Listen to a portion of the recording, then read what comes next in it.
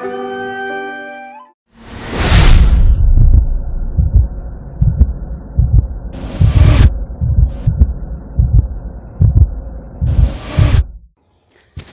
श्री राम मित्रों, आज मैं आपके सामने प्रस्तुत हुआ हूँ मंगल दोष के कारण और निवारण को लेकर के।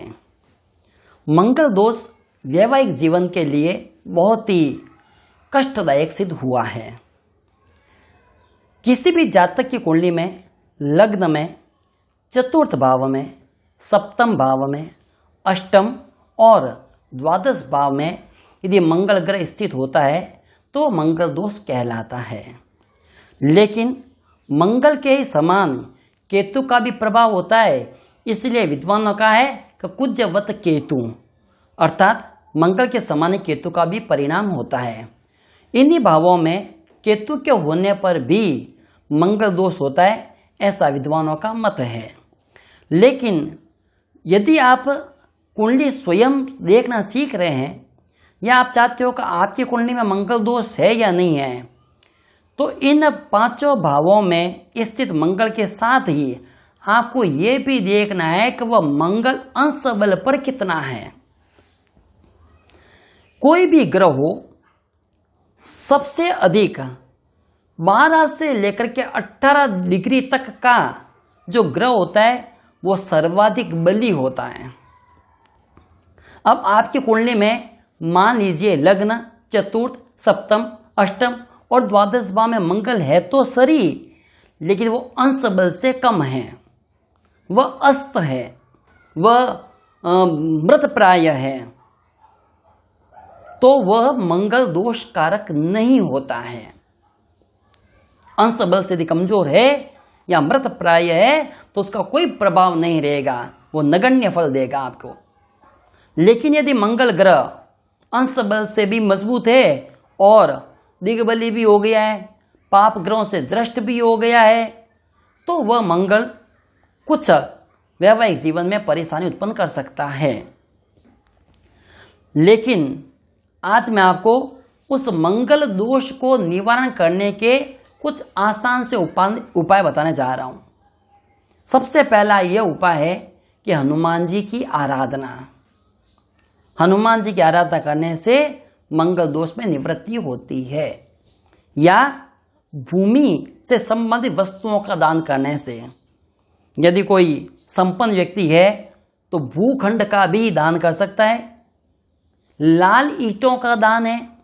किसी सार्वजनिक स्थान पर यदि कार्य हो रहा है, जैसे मंदिर का, किसी उद्यान का, किसी वाचनालय का, तो वहां पर आप श्रम दान के द्वारा भी अपने मंगल को शांत कर सकते हो। रक्तदान करने से भी मंगल दोष की निवृत्ति होती है, क्योंकि मंगल रक्त का ही कारक होता है, रक्त से संबंध होता है मंगल का। इसलिए जो लोग साल में कम से कम एक बार, चाहे वो आप अपने जन्मदिन पर कर सकते हैं, आपकी मैरिज एनिवर्सरी पर आप उसको कर सकते हो, तो आप रक्तदान करने से भी मंगल दोष में जो है कमी आती है। इसके अलावा मसूर की दाल, लाल वस्त्र और लाल पदार्थों से या लाल रंग से संबंधित जो भी वस्तुएं होती है उसका दान करने से भी मंगल दोष में कमी आती है। अब एक बात मैं आपको यहाँ पर बताने जा रहा हूँ कि कुंडली में 9 ग्रह होते हैं और 12 भाव होते हैं। किसी न किसी पाप ग्रही या उग्र ग्रह की दृष्टि सप्तम भाव पर हो सकती है, लग्न पर हो सकती है, शुक्र पर हो सकती है, बृहस्पति पर भी हो सकती है। तो किसी न किसी पाप ग्रही की या उग्र ग्रह की दृष्टि इन ग्रहों पर हो सकती है, तो उससे भी वैवाहिक जीवन में परेशानी उत्पन्न होती है। तो अब इसका सबसे बड़ा और सबसे सरल उपाय यह है कि आप अपनी विचारधारा में, आप अपनी सोच समझ में परिवर्तन कीजिए, क्योंकि सब कुछ जो समस्या है वो अविवेक की कमी के कारण से होता है। अविवेक सर्वेषाम आपदानाम कारणम। यह अविवेकता जो है वह सभी आपत्तियों की जननी है। थोड़ी सी समझदारी रखते हुए, थोड़ा समझौता करते हुए, अपने बच्चों की और भविष्य की चिंता करते हुए, थोड़ा सामाजिकता का भय होते हुए आपको इन छोटी बड़ी समस्याओं का समाधान स्वयं की समझ से ही कर लेना चाहिए। इसलिए ग्रहों का तो प्रभाव है ही, लेकिन कुछ व्यक्ति की बुद्धि उनकी समझ पर भी निर्भर करता है। केवल ग्रहों का ही दोष नहीं है, दोष हमारी सोच का भी होता है उसके साथ में। वैवाहिक जीवन बहुत लंबा चलता है, दीर्घकालीन होता है, उसमें सभी दिन एक जैसे नहीं हो सकते, कुछ परेशानियां तो आएगी। लेकिन जो समझदार लोग होते हैं वो उन समस्याओं का समाधान अपने विवेक से, अपनी सूझबूझ से कर लेते हैं और संबंध को बनाए रखने में कोशिश करते हैं। संबंध को बनाने में वो रखते हैं, उसको तोड़ने में, उसको विचलित करने में विश्वास नहीं करते वो। लेकिन जो अविवेकवान लोग होते हैं, ना समझी जिनमें होती है, मैं ये कह सकता हूं कि जो बहुत ही ज्यादा अहंकारी लोग होते हैं, इगोइस्टिक लोग होते हैं, वे लोग विवाह और अन्य किसी संबंध को विचय करने में जल्दी आतुर हो जाते हैं वह। लेकिन उससे स्वयं का ही नहीं, अपने समाज परिवार का भी नुकसान होता है। इसलिए मंगल दोष केवल मंगल के द्वारा ही उत्पन्न होने वाला नहीं है, वो तो एक कारण बन गया क्योंकि मंगल ऊर्जा का स्रोत है। मंगल बहुत ही एनर्जेटिक ग्रह है, यह व्यक्ति को ऊर्जा प्रदान करता है। लेकिन यदि किसी भी पुरुष और स्त्री की कुंडली में ग्रहों में तालमेल नहीं होगा तो भी उसमें वही स्थिति हो जाएगी जैसे सूर्य के कारण से हो सकता है। सूर्य भी ऊर्जा का स्रोत है, सर्वोच्च स्रोत है। तो वहां पर मंगल कोई कारक नहीं मान सकते।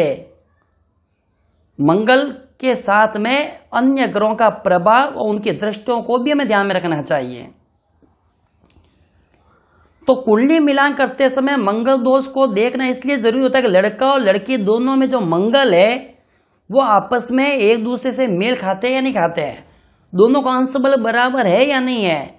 जहां जहां पर मंगल स्थित है, क्या वहां पर दूसरे जातक के भी कुंडली में कोई पाप ग्रह या उग्र ग्रह वहां पर स्थित है या नहीं है। और एक कारण और बता देता हूं मैं आपको कि सप्तम भाव पर किसी भी पाप ग्रह की दृष्टि होगी तो वैवाहिक जीवन में समस्या आएगी ही आएगी। आप किस किस से बच सकोगे।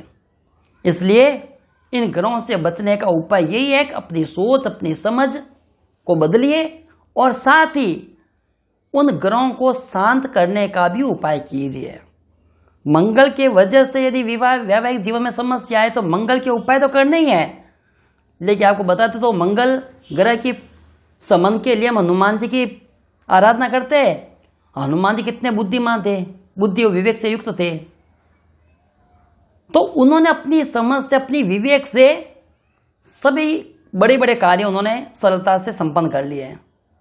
हमें भी इसी प्रकार अपने विवेक का प्रयोग करते हुए सभी कार्यों को संपन्न करना चाहिए और अपने वैवाहिक जीवन को सुखमय बनाना चाहिए। धन्यवाद। जय श्री राम।